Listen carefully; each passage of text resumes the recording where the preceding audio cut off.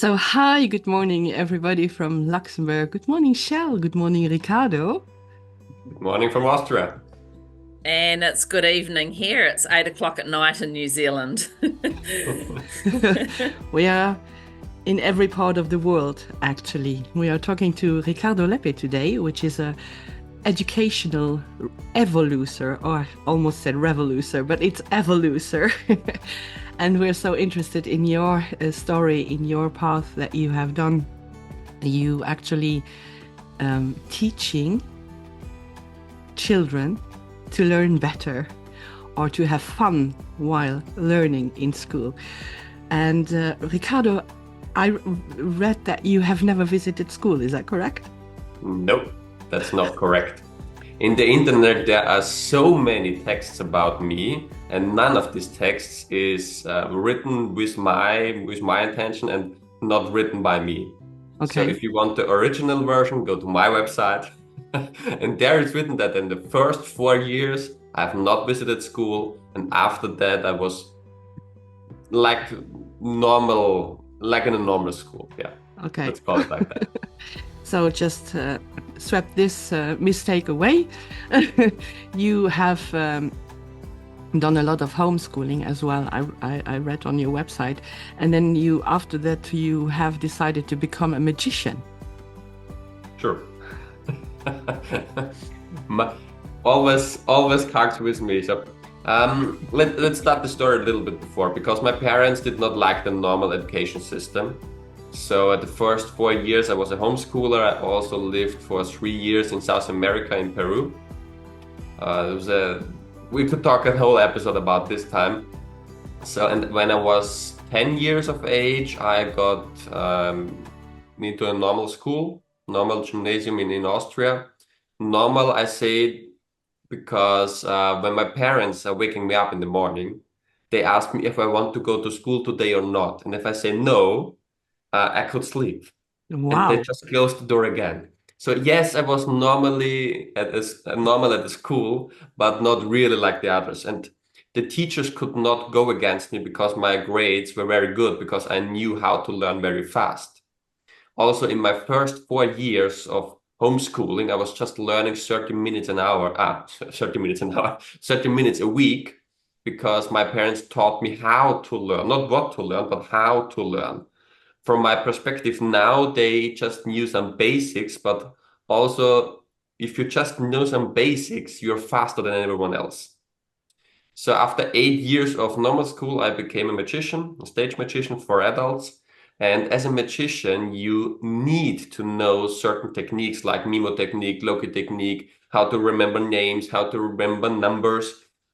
Just imagine you're going into a magic show, and I'd say to you, yeah, just pick a card.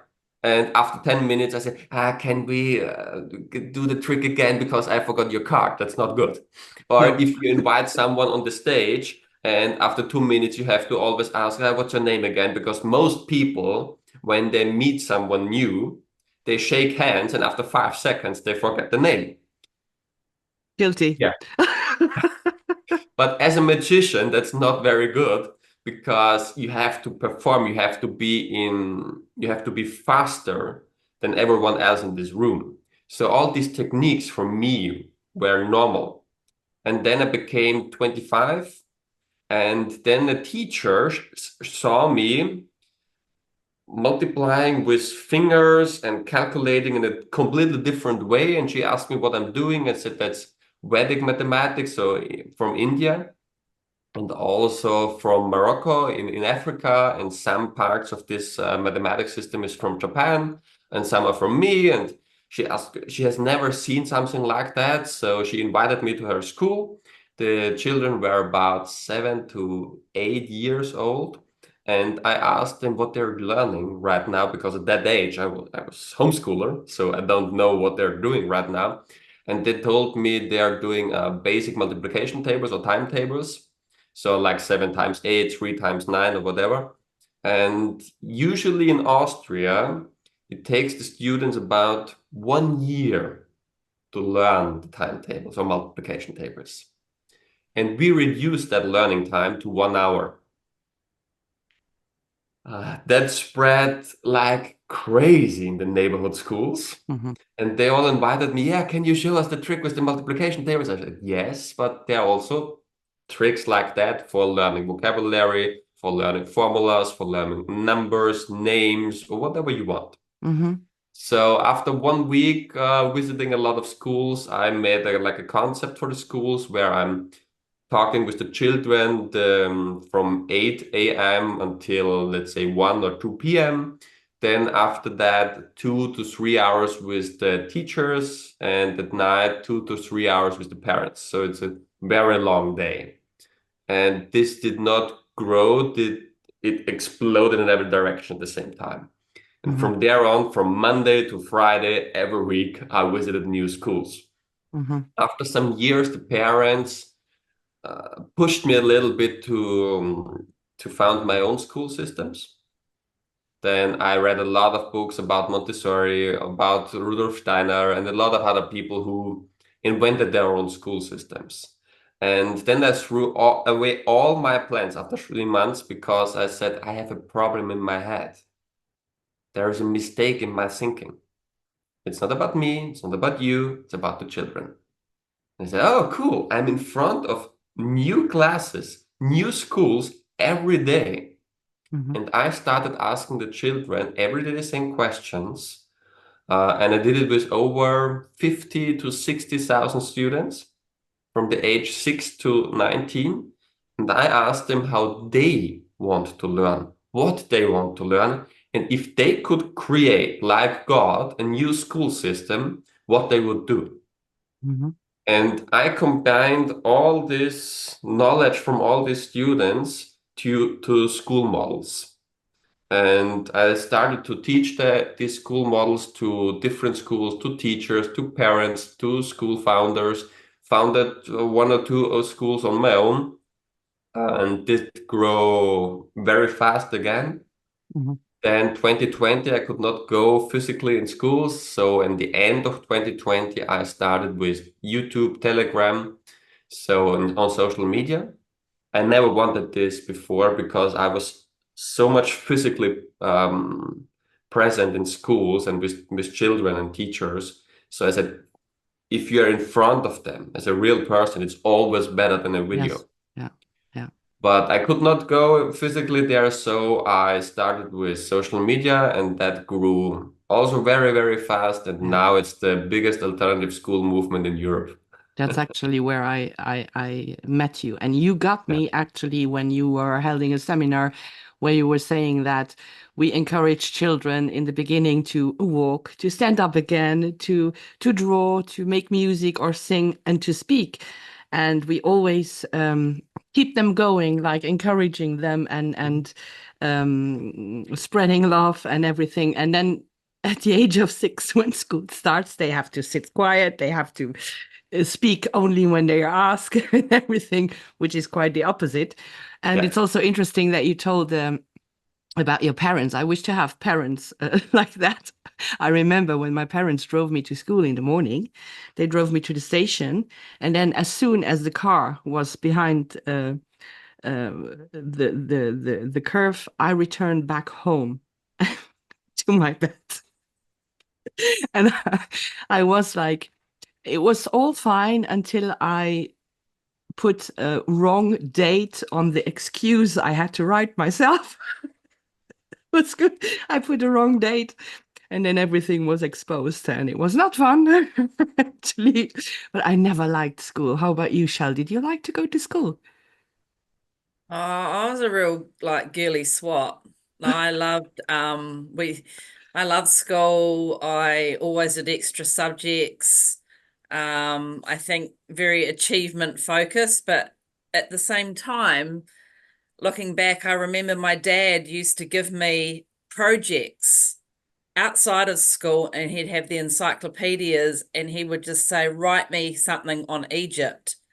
And I was doing that all the time. But how I feel that's played out in my life now is too much striving for perfection, overdoing, lots of patterns like that because, we had to perform, we had to achieve.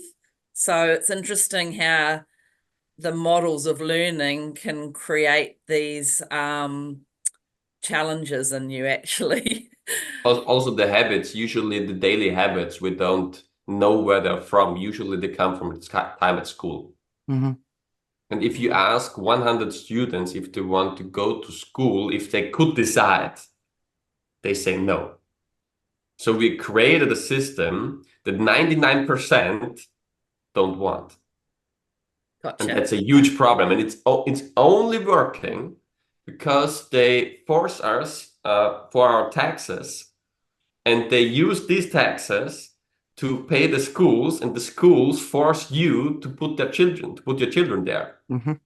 If it would be a free market, like buying smartphones, you can choose if you want to buy an Apple or a Samsung or a Chinese model, or if you don't want to buy one. Mm-hmm.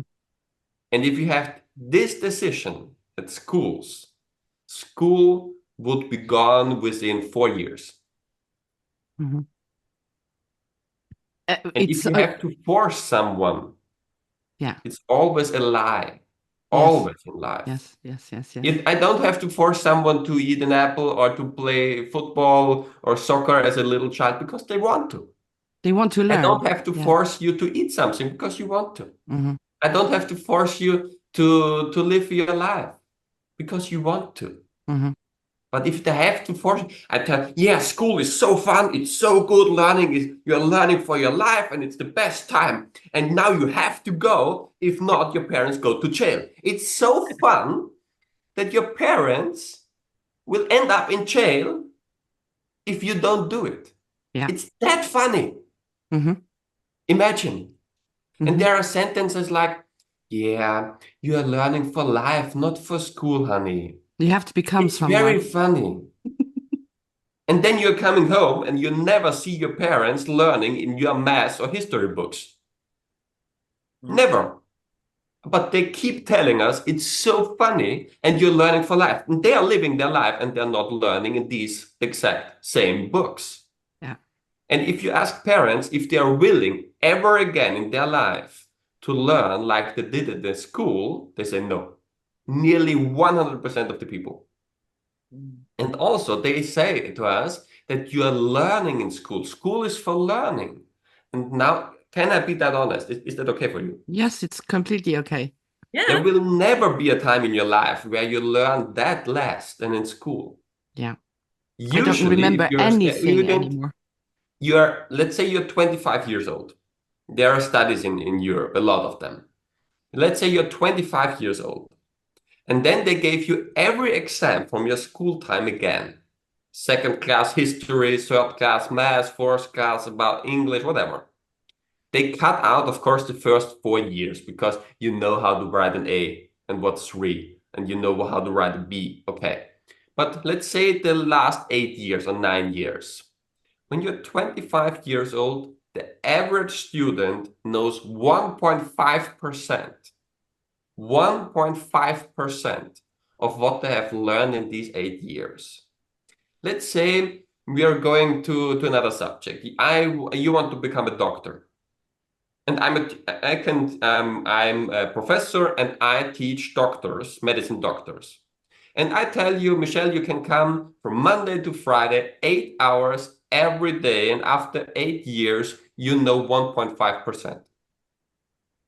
You would say I'm crazy. Yes. You would never go there. And there will never be a time in your life again where you can remember such small points than in the school time. There are a lot of people that have 8 years of history, they know nothing. They have 8 years of chemistry, they know nothing. Not even one sentence about that.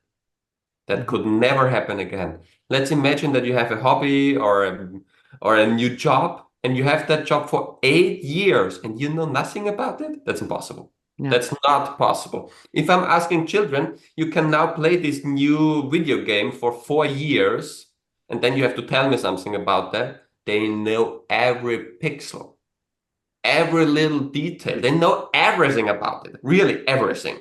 Mm-hmm. But they can go to school for 4 years, have maths, and they don't know shit. Yeah, they really want to learn. I mean, if you have a little one. Mine is 10 years old. She's sitting in the back of the car. She's asking me questions where Yeah. sometimes I don't even have the answer. So Yeah, they mommy, why is want this? to learn. Daddy, why is this? Why is that blue? Yeah, The yeah, sky blue? Why is the water exactly. wet? Why is this? Why is this? I want to do. Yeah. And then they go to school, and after some years, they say, okay, leave me alone. Yeah.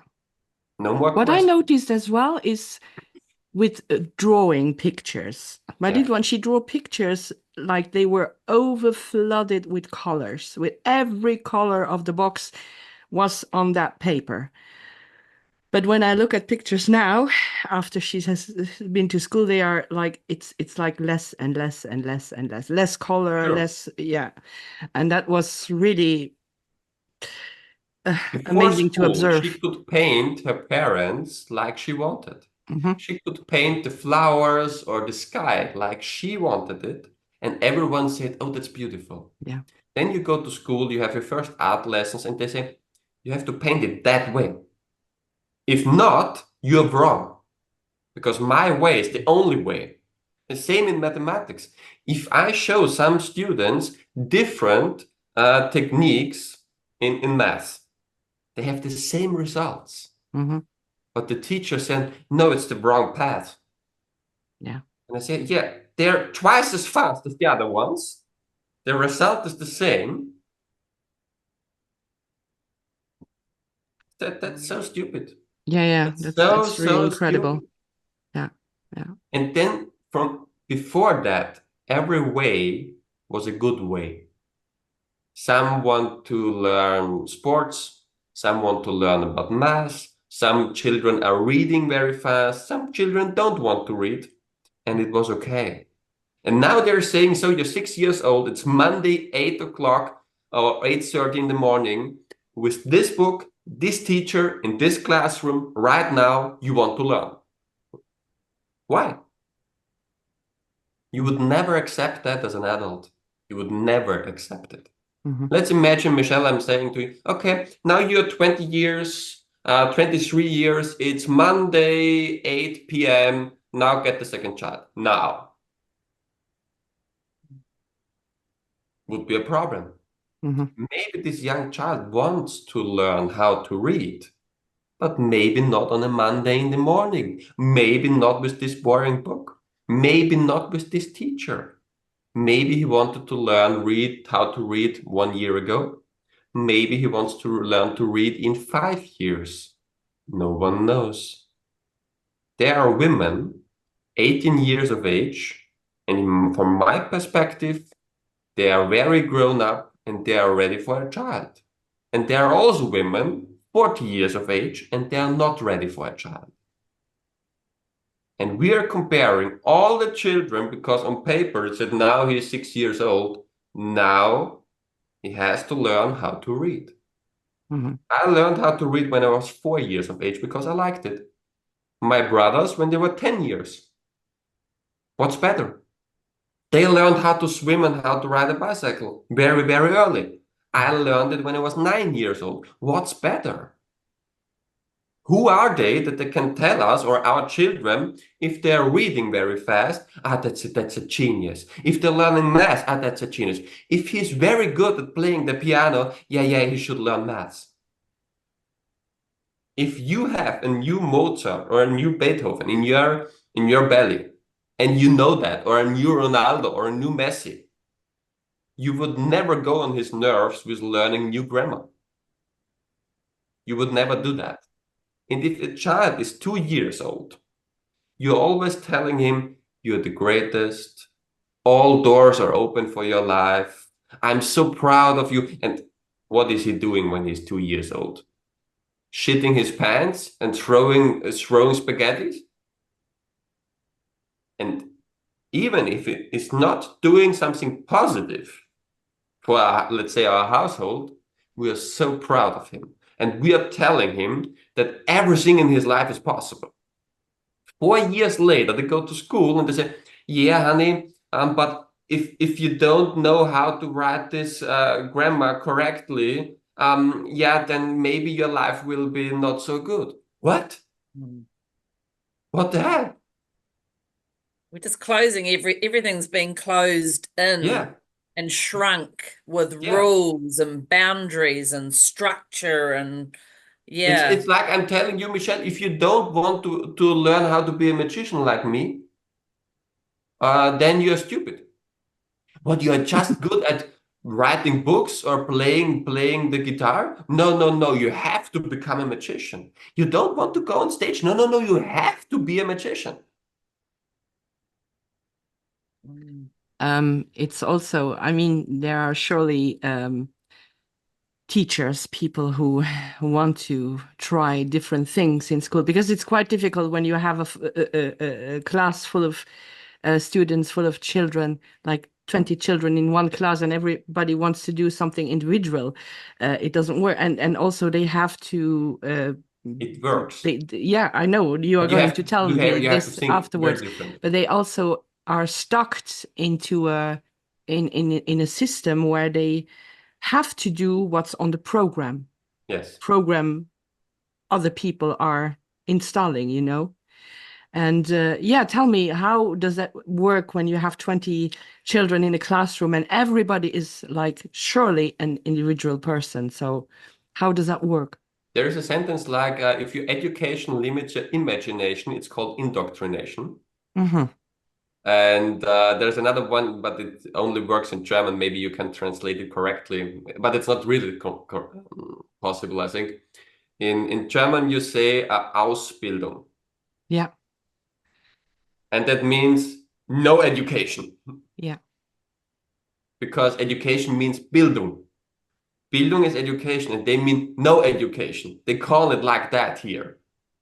So all the teachers have to go to this no education to educate the children. And that's bullshit. We Mm-hmm. don't need classrooms. We don't need these hourly lessons. That's all bullshit. But let's say we're not able to change it right now. That's why made my model Schools of the Future in 2 steps. We need steps in between before we go to free schools or whatever there will be in the future. And the first step is possible to adapt it in every school system on this planet. I give an example. The first step is very easy. We take the learning techniques from all over this planet, teach these techniques to the teachers or to the students, and then they learn whatever government tells them to learn. We don't interrupt in that. We don't interrupt it into the plans what the teacher says to them. But they learn it in 10 up to 50% of the time. So we have a lot of free time. And this free time we are using for music, sports, and arts, because these are the subjects that are most important for our brains. That's why they're canceling these subjects always out. And it's not so important what you do in music, arts, and sports. It's important what you do in, let's say, English or in maths. That's bullshit for your brain. So, and then the rest of the time we're using for learning agriculture, learning how to eat something, learning how to cook, learning how to change the tires on your car, learning how to repair something, learning about breathing technique, learning about meditation, learning about whatever you want. Because now you have free time.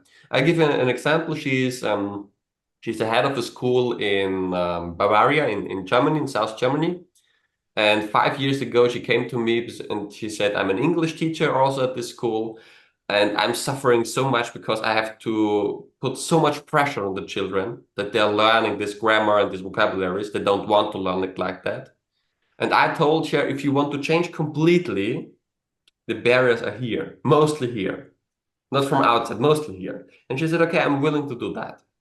And in the first year, it was, let's say, difficult, because she was in her old mindset and she said, yeah, is it working? Is it not working? And she said the first year they didn't learn a lot of things, like 10% of the last year.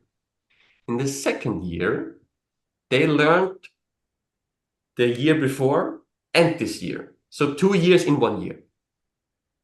In the third year, they finished all they had to learn in this year in 6 weeks, in the middle of October. And the rest from October on, they had free time. They are playing theater, They were going out into the forest. They're having singing songs together, making drum workshops together. So they're having a lot of fun and learning a lot of things they want to learn for their life. Yeah. And this is a normal state school. And no one can interrupt that because she's doing everything according to the government plan, but very fast. And no one can change that. No one can tell you how fast you have to do it with the children. Of course, if they say that's the plan for this year, you have to finish this plan for this year. But if you finish in December, what should they do? That's the first step. And every school can adapt, if they want to this first step. Yeah. And talking about indoctrination as well, I remember that my little one is in fourth class, and they had a visit now for like a few weeks of an climate expert. I don't like the word expert. Expert is someone who knows 380 positions in sex, but he and is a has virgin. no girlfriend. Exactly. And the first week she came home and she said, we have homework to do. And we have to name 5 things that we do to reduce the CO2. And my first Shutting off TV. my first impulse was like, okay, then first by telling the politicians to not use their private jet to fly short distances and even fly all the limousines and the cars with them. And then she had like a panic reaction. You know, she was like, no, mommy, we cannot write this. We have to write what we have been taught. And I said like, okay, so what do That's what they school want about. you to write? And she said like, yeah, walking and not driving the car, taking the bike to go to school, not using too much water, too much electricity and everything. The second week she came home with I don't know what the name in English, a lineal. Yeah, I know what you mean. Okay. Yeah, with a thermometer on it. Like a And ruler. A yeah, ruler, yes. yeah, and she had to measure in every room the temperature and also ask the parents like how many times they opened the window to get fresh air in.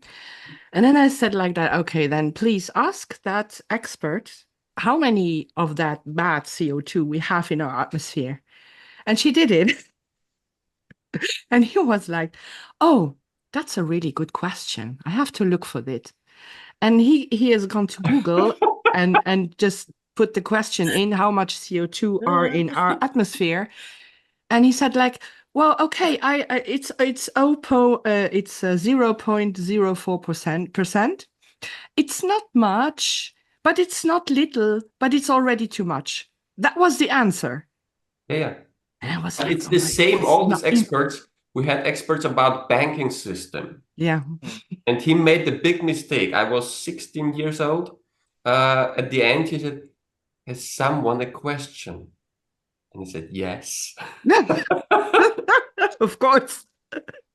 After 15 minutes, he was sweating all over his face and he ran out of school because I completely destroyed him. All these experts, Yeah. same when they tell me in Germany, yeah, we have the best education system on this planet. And they're always dying on my first question. Have you ever visited other countries with other education systems? No. I said, that's interesting. But you know that yours is the best. Yeah. Same in Australia, I had the same discussions there, but we have the best education system. Have you seen other education systems? No. What the hell are we discussing? And same is, you told me at the beginning that you have a bad memory about remembering names. That's not true. I can guarantee you that's not true. I asked this same first question to about 100,000 people. No one said a yes to these questions. So you say you have a bad memory about remembering names. Do you know how your name memory is working? And have you ever practiced remembering names? No. No. So you have an untrained memory, not a bad memory. That's a big difference. Yeah. You would never say that you cannot play tennis or golf or soccer if you have never played it. You would never say I'm bad. You would say I'm untrained. You would never say you have a bad biceps or a bad butt or bad abs or bad shoulders. You have an untrained muscle. There is no such thing as a bad muscle. There's a trained muscle and there's an untrained muscle. It's the same here. And other people say, yeah, but I can't remember, let's say, numbers. And I ask them, do you know how your brain wants to remember numbers? No. So you have never asked someone how it works, and you have never practiced it. I think your son or your daughter cannot drive a car if you don't show them how to do it, and if they cannot practice it.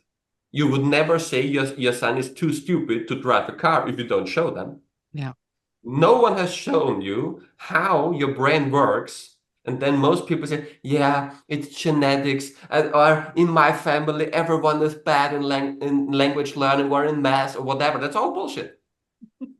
Yeah. You have to teach them, and that's my main profession, how to learn. Not what to learn, how to learn. Have you got a few little examples, maybe to do some multiplications or magic tricks I to show you show the us? basics on how to learn. It's very easy. First thing is learning is about the relationship.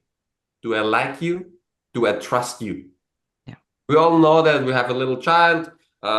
She has a math teacher. She likes the math teacher. She knows math. She got another math teacher. She hates him and she forgets everything about math. It's not about math. It's about the teacher. Always about the relationship. Second thing is about role models. If I was talking to you, I'm selling bodybuilding courses, would be a problem because I'm not looking like a bodybuilder. And if we tell children, yeah, learning is fun, then the hell you have to learn in your free time. Because if you tell your friends you like to play tennis or tennis is your life, then I want to see you play tennis, talk about tennis, or watch tennis in TV. At least one of these points. That I can see, you're talking A and you're doing A. And you're not talking A and you're doing B. That's a problem in your brain. If I'm telling little children, I don't have a smartphone. Let's imagine this is a smartphone. Yeah, honey, don't be so much time on your smartphone. Please read books. Books is better than smartphone. Then you have a problem. Children are not doing what we tell them to do. Children are doing what they see, what we are doing as a role model. That's why when we have younger children, we say, see what mommy does. Look at daddy, what he's doing. That's the basic on learning. And then there are 4 more points. If these 2 are already there, the brain needs 4 points to remember something. You know that you have young children about, let's say, they play a computer game or Pokemon or whatever. They remember everything, and then they come home from school from 1 hour math, and then you ask them, what have you learned today? Nothing, I don't remember. So it's not about their brain. It's how the information comes to their brain. And all these computer game inventors, they know how the brain works. Also, if you watch television, they know how the brain works. If you watch advertisements, they know how the brain works. School has no clue. So the basic thing is we learn with pictures. We need a picture in our brain. If there is no picture, we have a problem. I can give you a quick example, okay? Please close your eyes, both of you. 3 simple questions. Please get a picture from your mother. Do you have one? Second is a picture from Burkina Faso. That's a state in Africa. Third one is a picture of Ollantaytambo. Okay, open your eyes. What's happening right now? The left side of the brain is listening to me and asking, okay, he's asking me something. The right side of the brain, do you have a picture, an emotion, and anything you know about what he said? If there is no connection from the right side of the brain, the left side says, okay, kick it out right now. What happens? The first question, you cannot forget that because it's stored in millions and millions of cells in your brain. First one was a picture of who? Mum. Mom. Everyone is right on the first point. Second point, I gave you a link what it is. So there's at least one link from the left side to the right side of the brain. What was the second one? Burkina Faso. Yes. I couldn't make a picture because I've never been there. Yeah, but you have one link. Yeah. You know state and you know Africa. These are two words that your right side of your brain can function with. The third question, I guess you know nothing about. No. Not even the Spanish. first. What? Well, Spanish, I thought. No, third it's one. from, yeah, it's like Spanish is from South America, yeah. You don't even know the first letter. And it's how long ago? 60 seconds? Yeah. Let's imagine you go to school, you have a normal lesson, and you get 20 of these words sometimes per hour. 6 hours a day, and then you're coming home, remembering nothing, and then you think it's your fault because you're stupid. It's not your fault. It's not your brain problem. They don't know how to teach. So we need pictures. We need stupid stuff. The more stupid it is, the easier it is for our brain. Let's imagine your young child comes and pours some water over your head right now, like when we're recording. You will remember that scene for the rest of your life.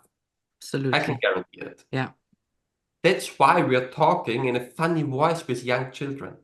You're talking very different to a 2-year-old if you compare it to a 60-year-old.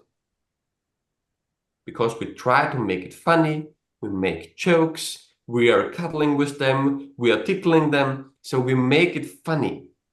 Searching is emotions. We create emotions in their heads. Oh, honey, I'm so proud of you. That looks so beautiful. Show this to daddy because he likes that so much.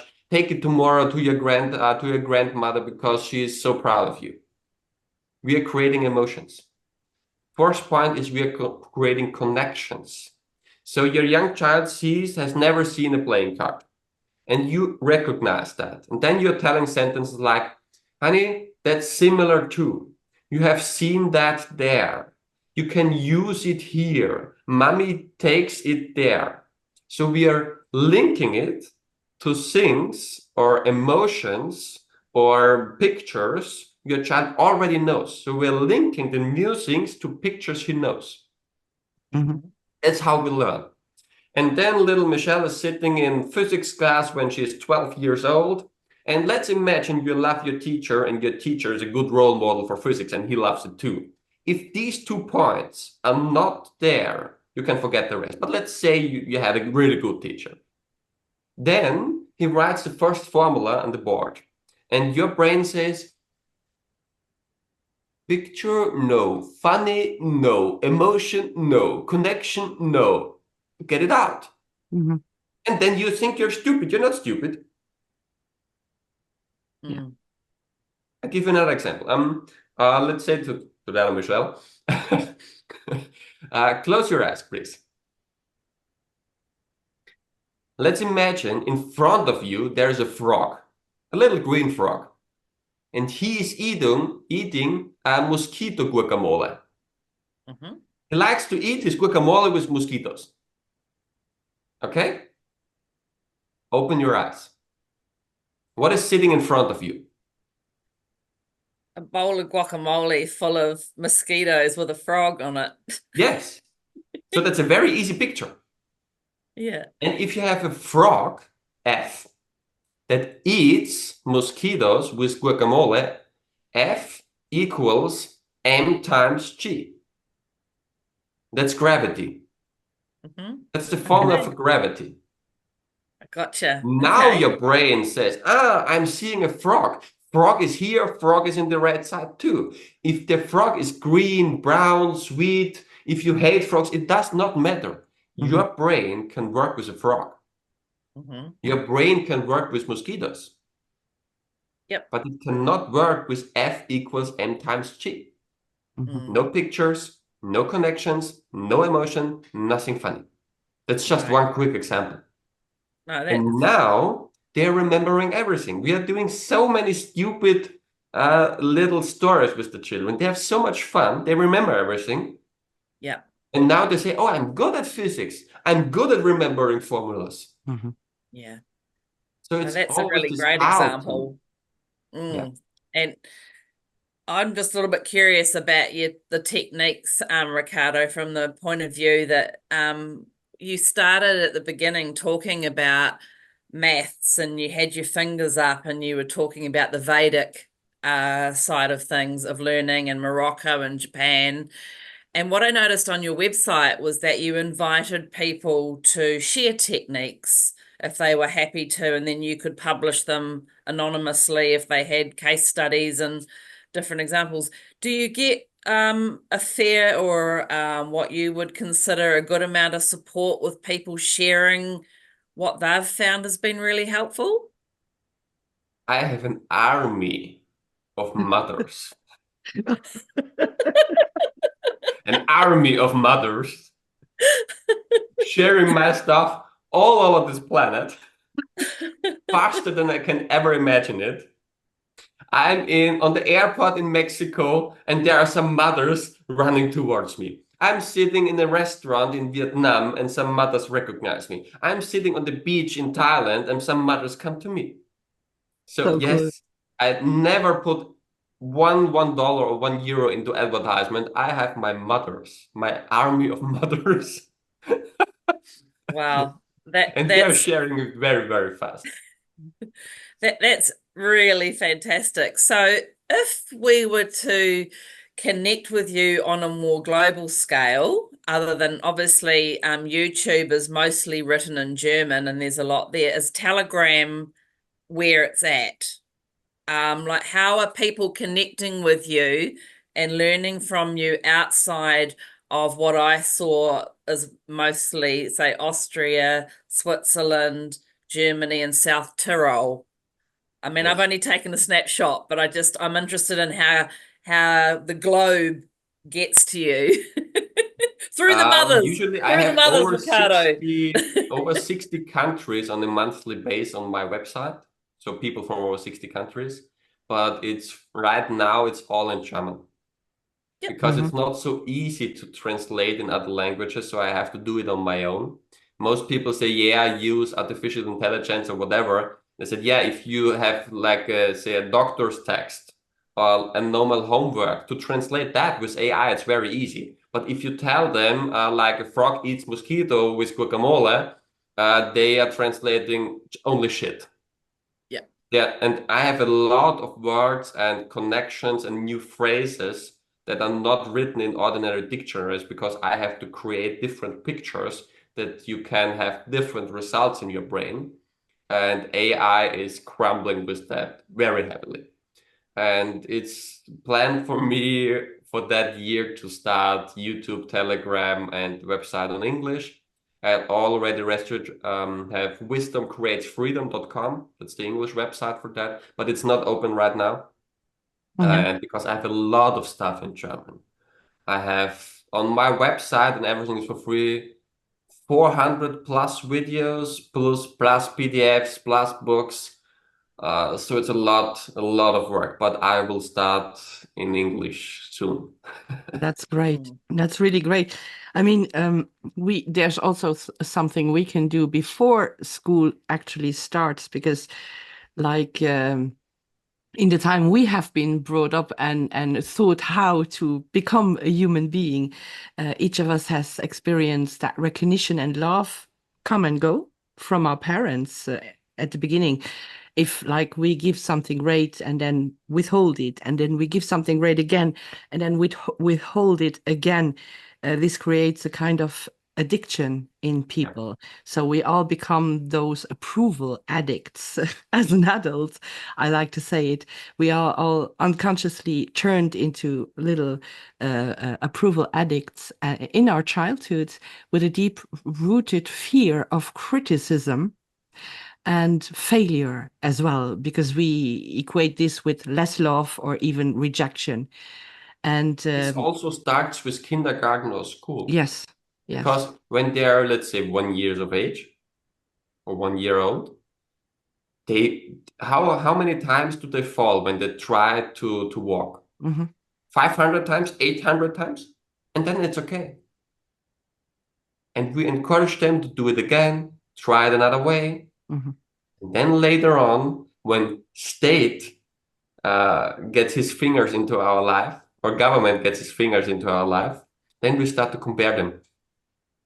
And that's so crazy. And we're so much traumatizing our children. And I think 99% of parents are traumatized on their own. So they're giving these problems to their children again, mostly if they're not working on their education, on their problems, on their traumas. And then that's a circle that goes down. Yeah. And we have to change that so that we are the bridge from the old system to the new system. We will not create like utopia tomorrow. We have to change or to break these old habits, and then we will create a new world. It's that easy. So, Ricardo, a wee question about what you do to look after yourself. Sounds like you have to protect yourself from a stampede of some type from the mothers globally, but apart I had from that, about in sometimes about 500 emails and 100 phone calls every day. wow. Yeah. So what a couple of things that you do, Ricardo, that to look after you that you can share with us? I'm not the best example because between 2020 and 2023, I was working like a madman. Stage, car, sleep, stage, car, sleep, stage, car, sleep. And in between, I'm writing the emails. I was working like a crazy guy because I could not see all this suffering at school. And I wanted to change it so bad. But before that time and right now, because the hard work is done, especially in the German-speaking area, I'm going for a walk into the forest. I'm doing sports. I'm sitting at was heißt Lagerfeuer, at Campfire. the campfire with some friends or with my parents. I'm going for a walk with my little nephew. He's 1 year old now, and he's so good. He's in such good mood, and it's so nice to see him, how he touches the world and how everything is fascinating for him. And these are usually the things I'm doing for my own. Yeah, sports, going into the forest, having a walk with my little nephew, sitting on a campfire, reading a good book, having good conversations. I'm trying to take more time for myself and since 1 year because it was way too much, but I needed this big wave that is coming to me to really grow this movement. That's great. Thank you so much. You made your passion, you transformed your passion into your job, which is quite amazing. You don't have I did it twice because as a magician, I did the same thing. Yes, yeah. You don't have all the pressure behind to become someone because we already are someone. We just have to leave the veils and discover ourselves. And you have shown your face. You surely inspired many, many people and will also in the future. You also have shown your face onto this book. Hope you can see it here or there. Gesicht zeigen, which means show your face. You actually described what you have experienced during those last 4 years with other authors, which is quite an inspiration as well for other people. Not only your learning techniques, but also your story that you have wrote down in this book as well, Ricardo. Yeah. So I would love to go on and go on. I also wanted to ask questions about AI and school, but I think we are going to do another podcast with you. You are really, really welcome to come back. We would be pleased to have you another time here, Ricardo. Thank you so much for today. What you're doing is just incredible, Ricardo. I'm utterly blown away. And just one last sentence. The new school movement, it can be slowed down, but it cannot be stopped. We're over that point on this planet. It cannot be stopped again. That's not possible. The whole awakening, I believe, cannot be stopped anymore. Because once you know, you don't go back. But I have, especially in the education part, I have so many insights. So many people, even politicians, are talking to me who are speaking publicly against that. Yeah. But private, they call me, but for my child, it would be good to do. Look at that. Look at that. Interesting to know. Well. There are a lot of them. You would never guess how many. Yeah. We so would love to have to go back to the old system. No chance. We so love to have you back to continue this further if you want, and I like to end it with a beautiful sentence. Live like a wildflower, search for the sunshine, grow after the rain, and embrace your uniqueness. So don't forget to like and subscribe, and maybe support us if you want, to our Wildflower podcast. Ricardo, thank you so much for being here. It was such a pleasure to have you. See you next time. Thanks for your time. Thank you.